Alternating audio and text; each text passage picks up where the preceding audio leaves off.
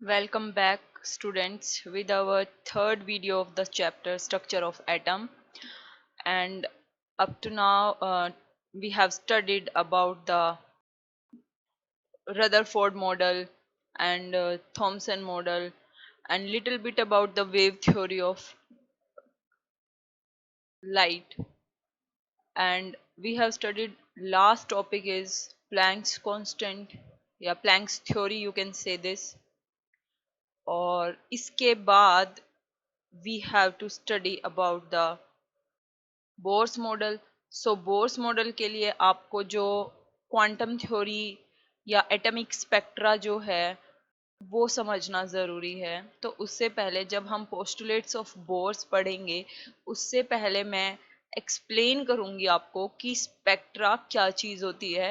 Atomic spectra of hydrogen explain करूँगी, उसमें आपको एमिशन स्पेक्ट्रा और एब्जॉर्प्शन स्पेक्ट्रा क्या होते हैं वो सब बताऊँगी। So let's start with our new video today. Our topic is particular nature and Planck's quantum theory. So we have discussed about ki wave theory is not that sufficient alone, and particle nature is also not sufficient alone. So both the theories we have to consider.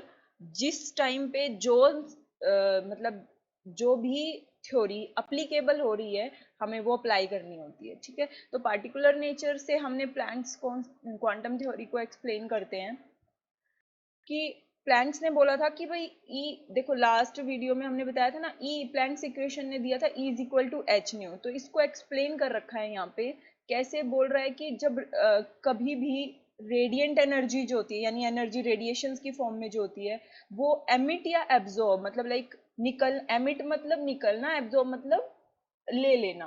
तो emission और absorption कैसे होता है? In the form of small packets. छोटे छोटे packets होते हैं energy के जिनको हम क्वांटा बोलते हैं, और इन्हीं क्वांटम एनर्जी ऑफ लाइट को हम फोटॉन्स भी बोलते हैं, यानी पैकेट्स ऑफ लाइट को आप फोटॉन्स भी बोल सकते हो।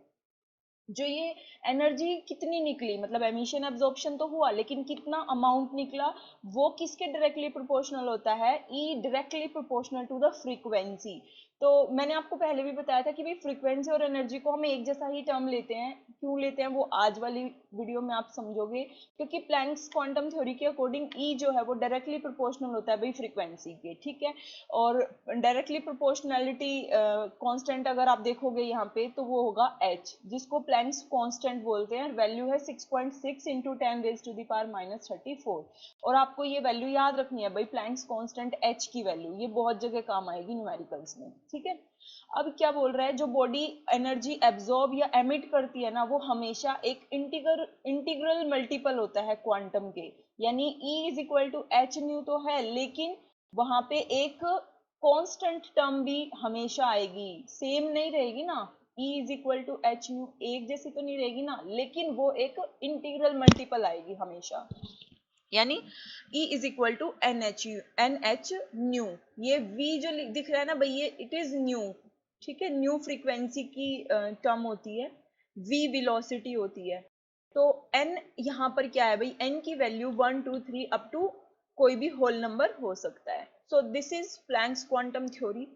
अब अपना टॉपिक पढ़ते हैं स्पेक्ट्रा। हमने बात की थी भाई कि बोहर्स थ्योरी ने दो चीजों को लेके चला था, डुअल कैरेक्टर ऑफ लाइट, और सेकंड लिया था उसने एटॉमिक स्पेक्ट्रा से उसने रिजल्ट्स निकाले थे। ठीक है, तो हम डुअल कैरेक्टर पढ़ के आए हैं अभी भी। डुअल कैरेक्टर क्या होता है कि लाइट जो है वेव नेचर भी लेके चलती है और पार्टिकल नेचर लेके भी चलती है, तो ये तो डुअल कैरेक्टर था। लेकिन अब बात करते हैं कि एटॉमिक स्पेक्ट्रा से बोर ने क्या मैनिपुलेट करके अपनी थ्योरी को डेवलप किया था। तो एटॉमिक स्पेक्ट्रा होता क्या है भाई, आज हम उसकी डेफिनेशन पढ़ते हैं। वेवलेंथ्स की एक पर्टिकुलर पैटर्न होता है। ठीक है, वो क्यों होता है? जब कोई भी एलिमेंट कोई पर्टिकुलर वेवलेंथ को एमिट करता है या एब्जॉर्ब करता है, तो आपका कुछ पैटर्न, सम पैटर्न बनते हैं। ठीक है, उन पैटर्न्स को ही हम स्पेक्ट्रा नाम देते हैं। अभी मैं आगे आपको एक स्पेक्ट्रा दिखाऊंगी कुछ एलिमेंट्स का, तो अब आप देखना उसमें कुछ ना डिस्क्रीट लाइन होती है। डिस्क्रीट मतलब अलग अलग से लाइनें होती हैं। तो वो लाइनें किस चीज को डिनोट करती हैं? वो वेवलेंथ को डिनोट करती है, यानी एक लाइन किसी एक पर्टिकुलर वेवलेंथ को हिट करती होगी। ठीक है, दूसरी लाइन दूसरे वेवलेंथ को दर्शाती होगी। तो जो वेवलेंथ है वो एक एलिमेंट से दूसरे एलिमेंट में बदलते रहते हैं। जैसे हाइड्रोजन का स्पेक्ट्रा आपको अलग दिखेगा, उसकी वेवलेंथ्स की जो लाइनें होंगी वो अलग मिलेंगी, हीलियम की अलग मिलेंगी। ऐसे किसी भी एटम, सोडियम एटम लोगे तो सोडियम एटम की लाइनें अलग होंगी। यानी हर एक एलिमेंट का स्पेक्ट्रा जो होता है या वेवलेंथ कह सकते हो वो अलग अलग होता है। यानी वो डिफरेंट डिफरेंट वेवलेंथ की लाइट को एमिट या एब्जॉर्ब करते हैं।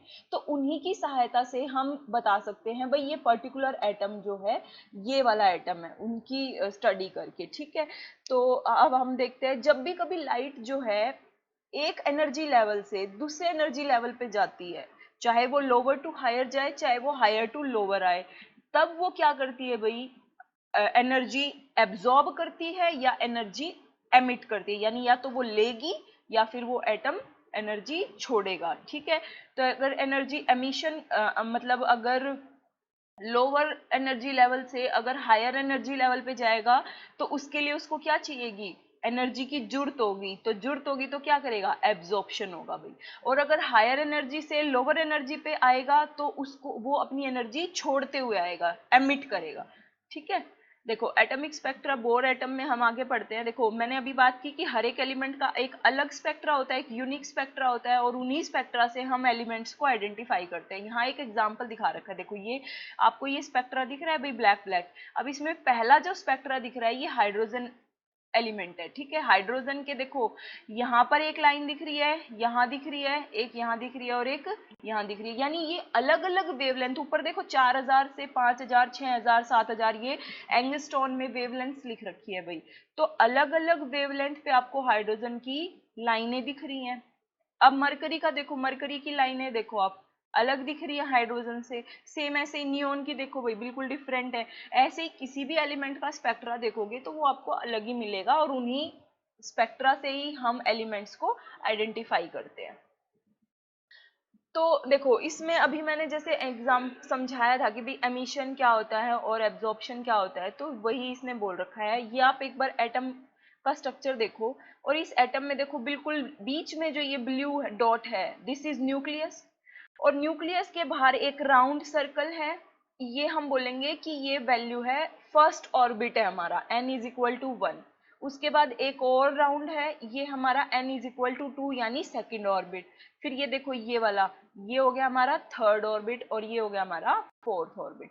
तो यहाँ 4 ऑर्बिट दिखा रखे हैं, ऐसे बहुत सारे ऑर्बिट होंगे, जरूरी नहीं कि 4 ही होंगे। ठीक है, तो हमने ये जो ऑर्बिट दिखाए हैं, बोर मॉडल बोलता है कि इलेक्ट्रॉन्स इन्हीं ऑर्बिट में रिवॉल्व करता है। और ये ऑर्बिट ऐसे ही नहीं है भाई, ये स्टेबल ऑर्बिट्स हैं, ये स्टेबल हैं, ये जाके न्यूक्लियस में डंप नहीं होंगे। इनकी कुछ पर्टिकुलर एनर्जी होती है, हर एक ऑर्बिट की अपनी एक एनर्जी होती है, और इसी से ही हम एक्सप्लेन कर सकते हैं भाई स्पेक्ट्रा कैसे होता है। देखो n1 से एक लाइन एरो आपको ये दिख रही है, ये इसका क्या मतलब है कि जो इसमें, और इसमें जो इलेक्ट्रॉन था ना भाई फर्स्ट ऑर्बिट में, वो उठ के कहाँ गया है, फर्स्ट में, सॉरी, वन ऑर्बिट से वो कहाँ उठ के गया है, n इज इक्वल टू 2 यानी सेकेंड ऑर्बिट में।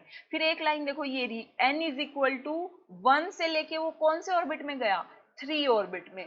उसके बाद ये वाली तीसरी लाइन देखो भाई, 1 से लेके कौन से ऑर्बिट में गया इलेक्ट्रॉन, फोर्थ में। यानी जब ये 1 से 2, 1 से 3 और 1 से 4 जाने लग रहा है, तो इसको आपको बताओ, एक बात बताओ, इसको हायर लेवल में जाना पड़ रहा है ना, छोटे लेवल से हायर लेवल में भागना पड़ रहा है, तो उसको क्या चाहिएगी, उसको एनर्जी चाहिएगी, यानी वो एनर्जी एब्जॉर्ब करेगा। तो ये इसी से क्या होगा, पर्टिकुलर वेवलेंथ की एनर्जी एब्जॉर्प्शन होगा। ठीक है, दूसरा, अब ये देखो सेकंड, ये वाली जो एरो है ये क्या है, सेकंड लेवल पे जो इलेक्ट्रॉन है वो थर्ड पे भी जा सकता है। भाई जरूरी नहीं ना कि सिर्फ फर्स्ट ऑर्बिट में ही इलेक्ट्रॉन, बाकी ऑर्बिट में इलेक्ट्रॉन ही नहीं है।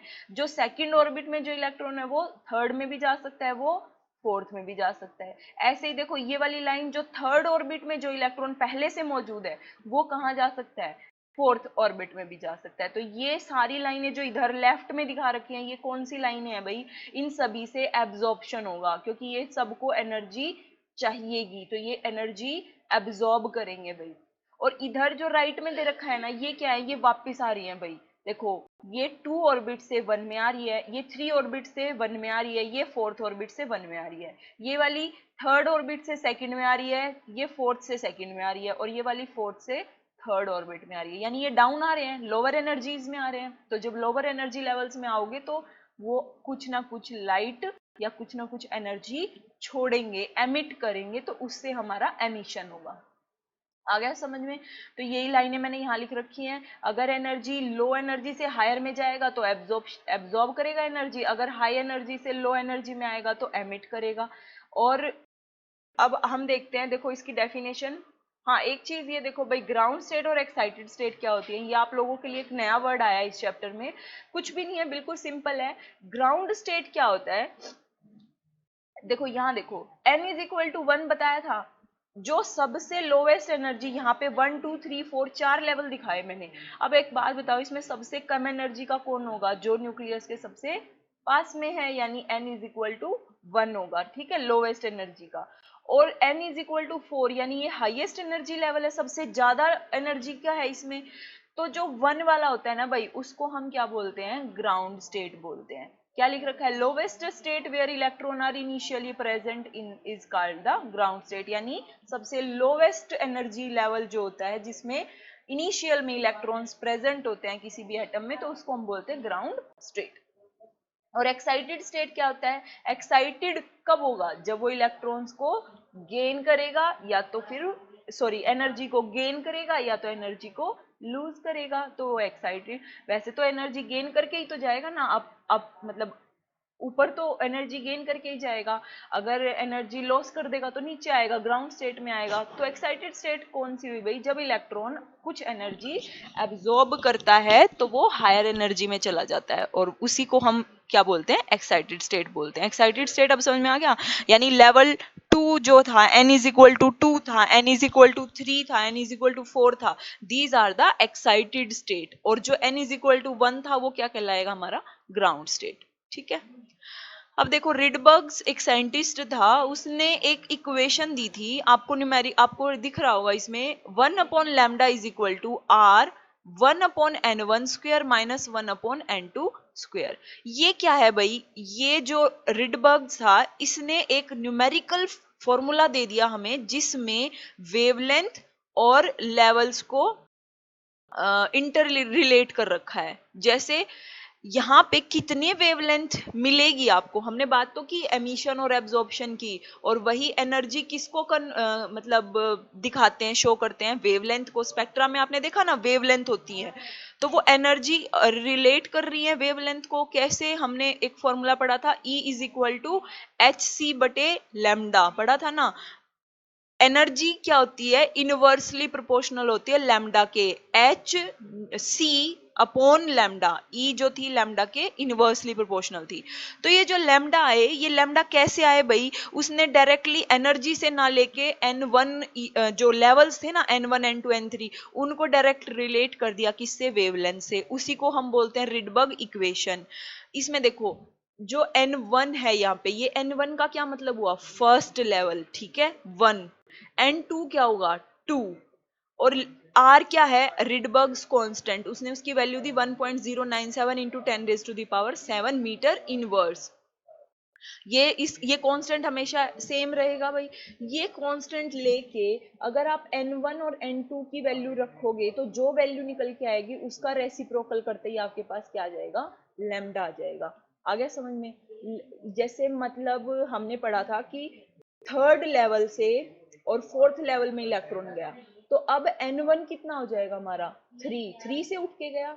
और n2 क्या हो जाएगा, 4 लेवल में गया, तो n2 हो जाएगा हमारा 4। यानी ये इनिशियल एनर्जी लेवल हो जाएगा जहां से इलेक्ट्रॉन उठ के गया, और n2 हो जाएगा फाइनल एनर्जी लेवल जहां पे वो इलेक्ट्रॉन गया है, ठीक है। इससे हम कैलकुलेट करेंगे हमारा लैम्डा।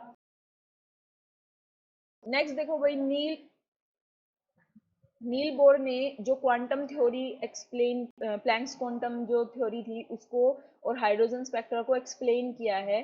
तो अब हम इसके पोस्टुलेट वेरीफाई कर सकते हैं, जो इसने अभी तक समझाया है, इसने उसके बिहाफ पे कुछ पोस्टुलेट्स दिए हैं। उसका पहला पोस्टुलेट है कि भाई एटम जो है कुछ डेफिनेट एनर्जी लेवल्स में ही ऑक्यूपाई रहता है, मतलब उसके जो इलेक्ट्रॉन्स हैं वो कुछ पर्टिकुलर एनर्जी लेवल्स में ही लाई करते हैं, ऐसे ही किसी भी लेवल में वो लाई नहीं करते हैं। जो हमने N1 N2 N3 N4 की बात की, तो उनकी एनर्जी क्या होगी, डेफिनेट होगी, निश्चित हो गई भाई उनकी, ठीक है। सो देखो यहाँ लिख रखा है energy levels in which electron में एग्जिस्ट विदाउट एमिटिंग और एब्जॉर्बिंग इलेक्ट्रोमैग्नेटिक रेडिएशन, यानी फिलहाल इनिशियल में वो बिना एनर्जी का लॉस किए, बिना एमिट किए, बिना एब्जॉर्ब किए जहां इलेक्ट्रॉन स्टे कर रहे हैं, उनको हम बोल देंगे definite energy levels. Next postulate है इसका,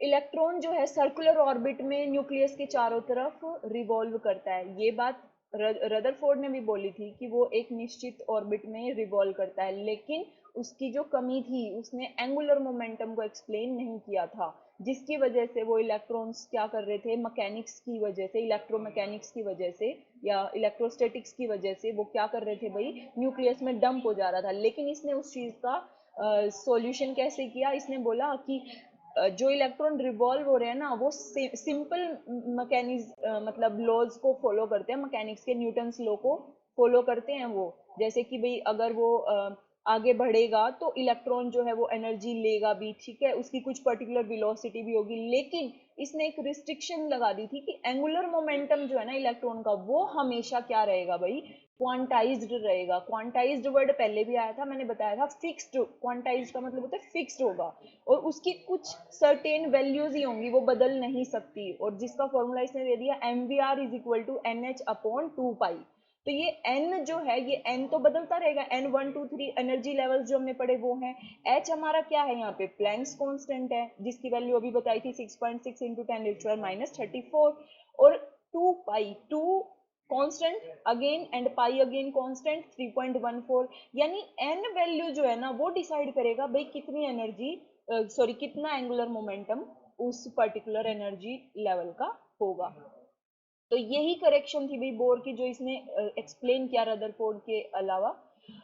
आगे देखो भाई, इसने बोला ये चीज हम पहले पढ़ चुके हैं कि जब लाइट जो है एमिट करे, जब इलेक्ट्रॉन हायर एनर्जी से लोअर एनर्जी में मूव करेंगे, तो वो एनर्जी क्या करेंगे, एमिट करेंगे, और उसकी कुछ फ्रीक्वेंसी होगी भाई, या उसकी कुछ वेवलेंथ होगी।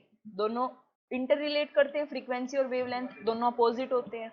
हमने स्पेक्ट्रा में भी पढ़ा था ना, इलेक्ट्रोमैग्नेटिक स्पेक्ट्रम में हमने पढ़ा था, फ्रीक्वेंसी और वेवलेंथ दोनों इनवर्सली प्रोपोर्शनल होते हैं, ठीक है। जैसे एनर्जी और वेवलेंथ इनवर्सली होते हैं, सेम ऐसे ही फ्रीक्वेंसी और वेवलेंथ भी होंगे।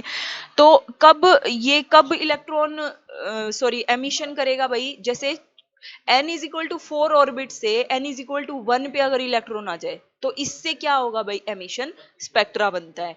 और इसके उल्टे अगर वो n 1 से, देखो मैंने यहाँ n2 से 4 लिख रखा है, आप 1 भी लिख सकते हो, n1 से अगर n4 में जंप कर रहा है, तो क्या होगा, एब्जॉर्प्शन होगा, और उसी से ही क्या होगा, this is the origin of absorption spectra. तो अब आपको समझ में आता है एमिशन स्पेक्ट्रा क्या होता है और एब्जॉर्प्शन स्पेक्ट्रा क्या होता है। इन दोनों में ही कुछ पर्टिकुलर वेवलेंथ और फ्रीक्वेंसी होंगी, दैट डिपेंड्स कि इलेक्ट्रॉन लोअर से हायर में जा रहा है तो एब्जॉर्प्शन स्पेक्ट्रा बनेगा, हायर टू लोअर आ रहा है तो भाई एमिशन स्पेक्ट्रा बनेगा। आ गया समझ में। देखो ये यहाँ पे दिखा रखा है, ऐसे होता है, देखो 1 लेवल 2 लेवल 3 लेवल 4 लेवल, और यहाँ क्या है हमारा न्यूक्लियस।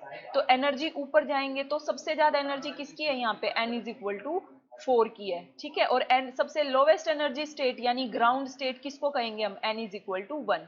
तो जो ये एक इलेक्ट्रॉन है यहाँ पे ग्राउंड स्टेट पे दिखा रखा है, अब ये इलेक्ट्रॉन यहाँ n2 पे भी जा सकता है, यही n3 पे भी जा सकता है, और यही n4 पे भी जा सकता है, ठीक है।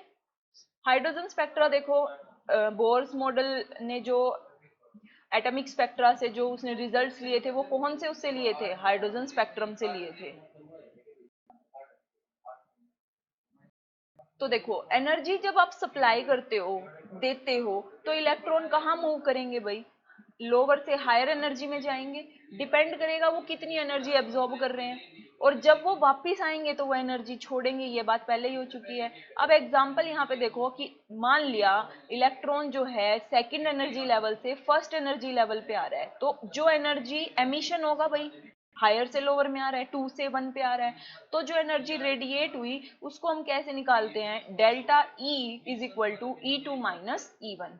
डेल्टा ई मतलब चेंज इन एनर्जी, और वही एनर्जी आपको एमिशन एनर्जी बताएगा। वो एनर्जी कैसे निकालोगे, जो सेकंड लेवल एनर्जी थी वो उसमें से फर्स्ट लेवल की एनर्जी को माइनस कर दोगे, और वो इज इक्वल टू क्या होती है, एच न्यू। यानी जो यहाँ से वैल्यू आएगी, कितनी भी वैल्यू आए पॉइंटों में जो भी आएगी, उसको आप, अगर आपको यहाँ से h से डिवाइड कर दोगे उसको 6.6 इंटू 10⁻34 से, तो आपके पास क्या आ जाएगी, फ्रीक्वेंसी आ जाएगी। फ्रीक्वेंसी आ गई तो वेवलेंथ निकाल दोगे। तो इस तरह से देखो हाइड्रोजन का स्पेक्ट्रा कैसे बनता है, उसी के हिसाब से यहाँ पे बना रखा है भाई हमने। सबसे पहला जो है लाइमन सीरीज, नाम दे रखे हैं भाई 5 सीरीज के जो हाइड्रोजन में बनते हैं। पहला है लाइमन सीरीज, उसमें क्या होता है, इलेक्ट्रॉन फर्स्ट लेवल N1 से उठ के कहाँ जा सकता है, N2 में, N3 में, N4 में, अप टू कहीं पे भी हायर लेवल में जा सकता है।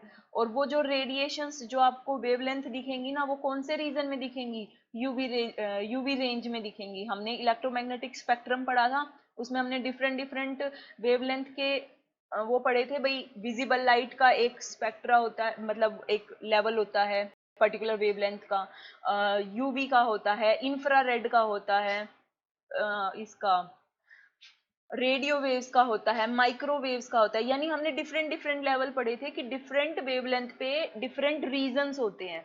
तो जो लाइमन सीरीज बनेगी वो कहाँ लाई करेगी, उसकी वेवलेंथ यूवी रीजन में लाई करेंगी। ये आपसे क्वेश्चन 1 नंबर में पूछ लिया जाता है भाई कि लाइमन सीरीज जो बनी है उसका जो वेवलेंथ है वो कौन से रीजन में लाई करती है, तो आपको आंसर देना यूवी रीजन में, ठीक है।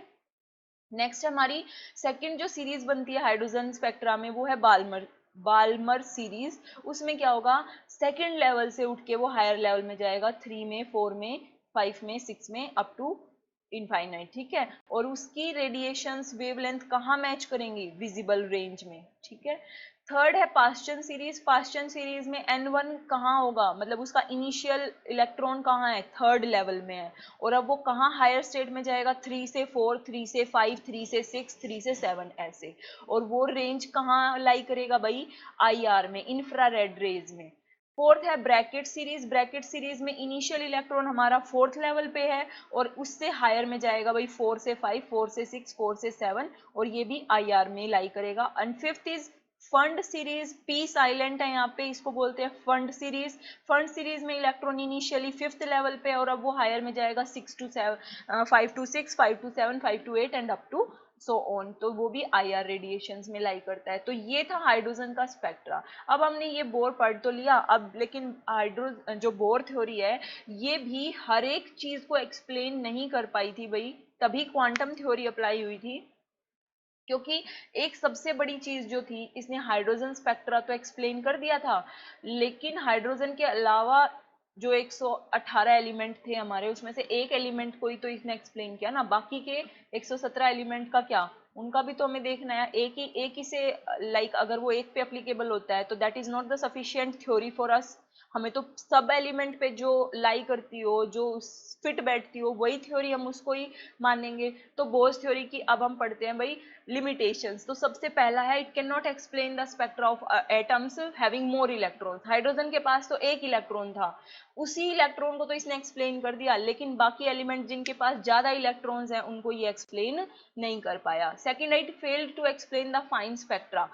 फाइन स्ट्रक्चर कह लो, फाइन स्पेक्ट्रा कह लो, इसका क्या मतलब है, देखो अभी तो इसने बोला डिस्क्रीट लाइन आई, दूर दूर दिखाया था मैंने हाइड्रोजन की, एक लाइन यहाँ थी, एक यहाँ थी, एक यहाँ थी। लेकिन जब हायर एलिमेंट में जाओगे जहां बहुत सारे इलेक्ट्रॉन हो जाएंगे, तो वहां बिल्कुल लाइनें क्या होंगी, बिल्कुल पास पास होंगी, एक दूसरे के ऊपर ओवरलैप भी करेंगी, तो वो होता है फाइन स्पेक्ट्रा। उस फाइन स्पेक्ट्रा को ये एक्सप्लेन नहीं कर पाया था। थर्ड पॉइंट जो इसका इंपॉर्टेंट पॉइंट था जिसकी वजह से ये फेल हुआ भाई, इसने इसने सब चीजें बताई कि भी इलेक्ट्रॉन जब जंप करता है तो एब्जॉर्प्शन होगा, जब नीचे जो है मतलब नीचे की तरफ आएगा तो फिर एमिशन होगा। लेकिन एक चीज आती है भाई आगे, हाइजेनबर्ग ने एक्सप्लेन किया था ये चीज कि एक टाइम पे इलेक्ट्रॉन की पोजीशन और वेलोसिटी, ध्यान से सुनना, उसकी पोजीशन की वो कौन से लेवल पे है और वो किस स्पीड से जाने लग रहा है, उसकी वेलोसिटी, ये दोनों चीजें साइमल्टेनियसली कभी भी एक्सप्लेन नहीं हो सकती। अगर आपने पोजीशन मेंशन कर दी ना कि हाँ यहाँ है, तो आप उसकी वेलोसिटी एग्जैक्टली कैलकुलेट नहीं कर सकते। अगर आपने वेलोसिटी एग्जैक्टली कैलकुलेट कर दी कि इलेक्ट्रॉन की ये वेलोसिटी है, तो आप उसकी पोजीशन कैलकुलेट नहीं कर सकते। जितनी देर में आपने उसकी वेलोसिटी बताई, उतनी देर में वो इलेक्ट्रॉन अपनी पोजीशन बदल चुका होगा। यानी एक टाइम पे आप सिर्फ एक ही चीज को एक्सप्लेन कर सकते हो इलेक्ट्रॉन को, आइदर पोजीशन आइदर वेलोसिटी। तो ये चीज बोर एक्सप्लेन नहीं कर पाया था। And it does not explain the distribution and arrangement of electrons. अब हमने बात तो करी n1 में इलेक्ट्रॉन है, n2 में है, n3 में है, बट हमें बताया तो नहीं इसने कि कहाँ है और किस बिहाफ पे वो अरेंज कर रखे हैं भाई इलेक्ट्रॉन। अब मैं आपसे बात करूं कि लिथियम एलिमेंट है, तो लिथियम एलिमेंट में 3 इलेक्ट्रॉन है। अब इसने ये तो एक्सप्लेन नहीं किया ना वो 3 इलेक्ट्रॉन है कहाँ, n1 में है, n2 में है, n3 में है, n4 में कहाँ है। ये बता दिया इलेक्ट्रॉन्स ऑर्बिट में है, लेकिन कौन सा इलेक्ट्रॉन कौन से ऑर्बिट में है ये इसने एक्सप्लेन नहीं किया। यानी डिस्ट्रीब्यूशन ऑफ इलेक्ट्रॉन्स जो है वो ये समझा नहीं पाया। और सबसे बड़ी बात है भाई शेप भी नहीं बता पाया कि हर एक एलिमेंट की क्या शेप है। इलेक्ट्रॉन्स जो इसने बता दिए कि यहाँ से यहाँ मूव करते हैं, लेकिन उसके अकॉर्डिंग हर एक एलिमेंट का कुछ शेप होगा, हर एक मॉलिक्यूल का कुछ शेप होगा। That does not explain by the Bohr's theory. तो this is all for today's video. Bohr's theory हमने एक्सप्लेन की, उसकी क्या कमियां थी वो भी एक्सप्लेन की। अब यहीं से ही देखो, ये जो आपके जो थर्ड पॉइंट और फोर्थ पॉइंट है ना भाई, इन्हीं को ही एक्सप्लेन करने के लिए क्वांटम थ्योरी आपको पढ़नी है, क्वांटम मैकेनिक्स आपको पढ़ना है, हाइजेनबर्ग अनसर्टेनिटी प्रिंसिपल पढ़ना है, और ये जो डिस्ट्रीब्यूशन ऑफ अरेंजमेंट है लास्ट टॉपिक हमारा क्वांटम थ्योरी रह गया, जिसमें आप ये पढ़ोगे कि इलेक्ट्रॉन कैसे अरेंज होते हैं, ठीक है, और उनके शेप्स, एटॉमिक शेप्स भी क्वांटम थ्योरी बताएगी। So that's all for today. Thank you for today's video.